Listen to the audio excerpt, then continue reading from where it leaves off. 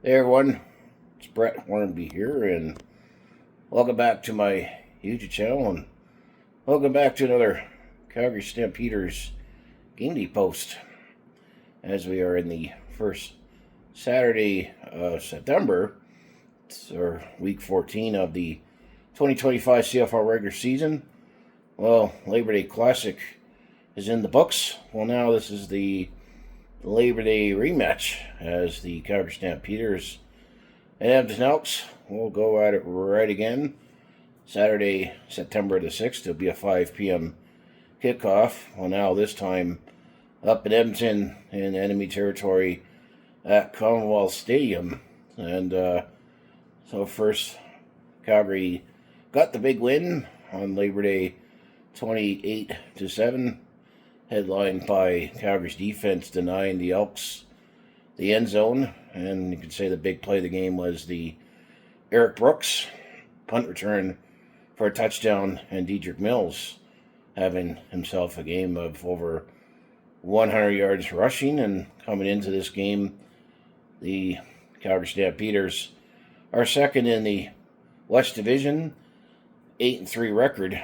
Could potentially maybe be in first place depending on what happens at the Banjo Bowl beforehand. It's a triple header actually today because you got Hamilton, Montreal, Winnipeg, Saskatchewan, and then the third game being the Calgary-Edmonton game, the Labor Day rematch. And I'm going to say Edmonton, they are fifth in the West Division at 4-7, so chance for the Calgary Stampeders to stake claim on the season series, because there is one more game that Calgary and Edmonton will play at towards the end of the season up in Edmonton. But if we can sweep Labor Day, we would have the season series in the books, which also factor in any tiebreakers. And other way you can break down the record is Calgary is still perfect.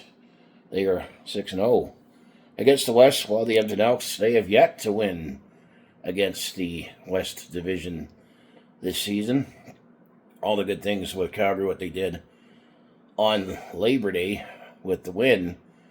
However, we are still going to say the last 2 years, actually the rematch went to the Elks side. So Calgary has not won the last two Labor Day rematches.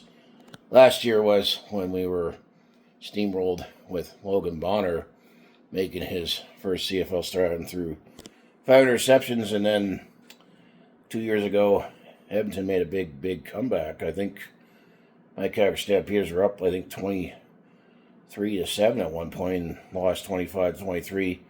Coincidentally, both those years, this guy didn't make the trip up to Edmonton, and I'm sadly not going to be making the trip up to Edmonton to wear my red and show my pride. But it's like everything else. Everything's gotten more expensive to make, let's say, a fairly quick trip up to Edmonton, and I'm too busy. And the fact that, well, my football and travel budget's already set for it, because in a few weeks' time, I'm going to be in Montreal to cheer on the Calgary Stampeders when they are in Montreal. And so I think hopefully it's just a coincidence that me not being up in Edmonton for the game. But you just never know what you're going to get from this game, as both teams, they battled it out on Monday here in Calgary. Both sides only pretty much got one practice in and then travel to said game.